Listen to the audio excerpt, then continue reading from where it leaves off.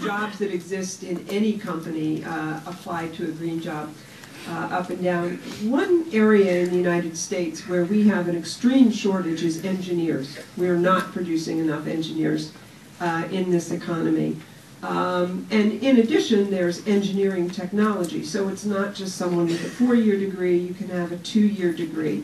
It seems to me that for engineering, there's a lot of opportunity to take those skills and use them in the green economy. Can any of you speak to that, the green jobs for engineers?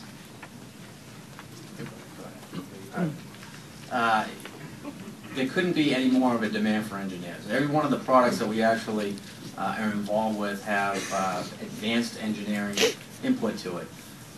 When I walk the halls of MIT and UMass and the like, a number of years ago, a short number of years ago, 5 or 6 years ago, all the kids, the students were interested in life science. It was the hot, sexy industry, an up-and-coming industry. When you talk to the researchers now, they all are knocking down their doors for renewable energy. So the good news is I see a lot of the early kids' workforce coming in and saying, hey, I get the engineering, I love it, it's a great problem that we need to solve, and they're interested in it.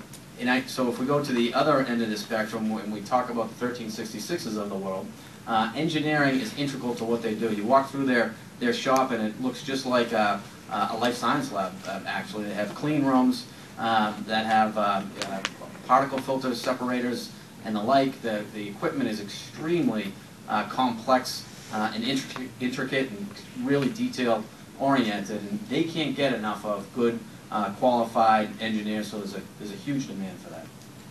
And I'll just tag on to that. The Clean Energy Council did a study a year and a half ago of the industrial and commercial energy efficiency firms in Massachusetts. So we're talking about Siemens, Ameresco, Noresco, Johnson Controls, and so forth, on down to a list of smaller companies that do a lot of work in the commercial and industrial energy efficiency space.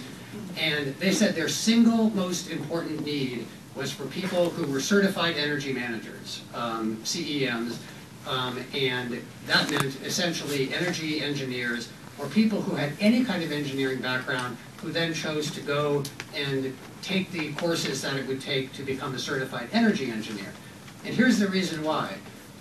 We have plenty of people to do, or at least now, although that's changing, to do things like the HVAC and the lighting and the insulation, etc., for big jobs to make energy efficiency in larger spaces, in industrial and commercial and even larger residential buildings.